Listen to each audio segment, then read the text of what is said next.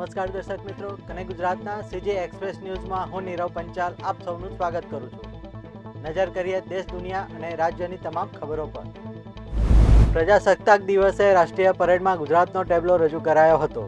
ગુજરાતનો ટેબ્લો વંદે માતરમ અને સ્વતંત્રતાની થીમ પર હતો। લોકોએ ભરપૂર વોટિંગ કરી ગુજરાતના ટેબ્લોને પ્રથમ સ્થાન આપ્યું હતું। ઐતિહાસિક અને આધ્યાત્મિક નગરી જૂનાગઢની શાનમાં વધુ એક યશ કલગી ઉમેરાઈ છે।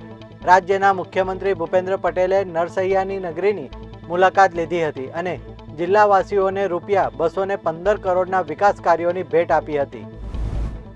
ઉત્તર ગુજરાત અને અમદાવાદ વચ્ચે વારંવાર અપડાઉન કરતા વાહન ચાલકો માટે અત્યંત રાહતના સમાચાર આવ્યા છે। રાજ્યની માળખાકીય સુવિધાઓને વધુ સુદૃઢ બનાવવાના હેતુસર મુખ્યમંત્રી ભૂપેન્દ્ર પટેલની સરકારે એક ઐતિહાસિક નિર્ણય લીધો છે અને 8 લેન હાઈવે માટે ₹2630 કરોડના મેગા પ્રોજેક્ટને સરકારે મંજૂરી આપી છે। ગાંધીનગર ખાતેથી ગુજરાતના સહકારી ક્ષેત્ર સાથે જોડાયેલા લાખો લોકો અને રાજકીય આગેવાનો માટે એક મોટા સમાચાર સામે આવ્યા છે। રાજ્ય સરકારે એક મહત્વપૂર્ણ નિર્ણય લઈને નિર્દિષ્ટ સહકારી મંડળીઓની વ્યવસ્થાપક કમિટીની ચૂંટણીઓ આગામી 6 મહિના સુધી સ્થગિત કરી દીધી છે। કેન્દ્રીય ગૃહમંત્રી અમિત શાહ અને ભાજપ પ્રમુખ નીતિન નવીન અજીત પવારના અંતિમ સંસ્કારમાં હાજરી આપી હતી। રાષ્ટ્રવાદી કોંગ્રેસ પાર્ટીના પ્રમુખ અજીત પવારના અંતિમ સંસ્કાર સંપૂર્ણ રાજકીય સન્માન સાથે કરવામાં આવ્યા હતા। કોલંબિયાના અધિકારીઓએ બુધવારથી ગુમ થયેલા બીચ ક્રાફ્ટ 1900 વિમાનનો કાટમાળ શોધી કાઢ્યો છે।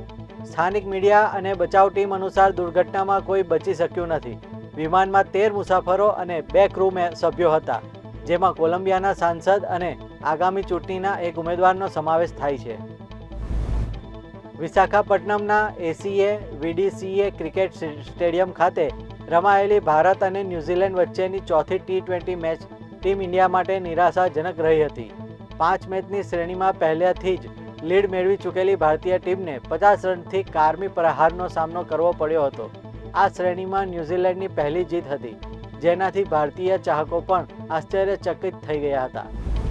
સલમાન ખાનની ફિલ્મ બેટલ ઓફ ગલવાન સમાચારોમાં છે। ફિલ્મનું ગીત માતૃભૂમિ તાજેતરમાં રિલીઝ થયું હતું અને તેને વ્યાપક પ્રશંસા મળી રહી છે। આ ફિલ્મ ઈદ પર રિલીઝ થશે। હવે અહેવાલો સામે આવ્યા છે કે શૂટિંગ ફરી શરૂ થઈ ગયું છે। સલમાન ખાન ફિલ્મ માટે બેટલ ઓફ ગલવાનના સેટ પર પહોંચ્યા હતા।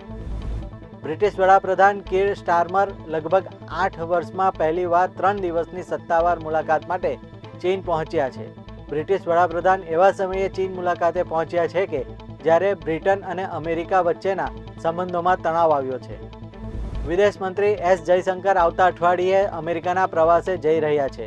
યુરોપ સાથે ટ્રેડ ડીલ પછી જયશંકર અમેરિકા જઈ રહ્યા છે, ત્યારે એવું કહેવાઈ રહ્યું છે કે અમેરિકા અને ભારત વચ્ચે પ્રસ્તાવિત વેપાર કરારને અંતિમ સ્વરૂપ આપવામાં આવી શકે છે। તો આ હતા આજના કને ગુજરાતના સીજી એક્સપ્રેસ ન્યૂઝ। નવા સમાચારો અને વધુ અપડેટ્સ માટે તમે જોડાયેલા રહો કને ગુજરાત સાથે। ત્યાં સુધી મને રજા આપશો। નમસ્કાર।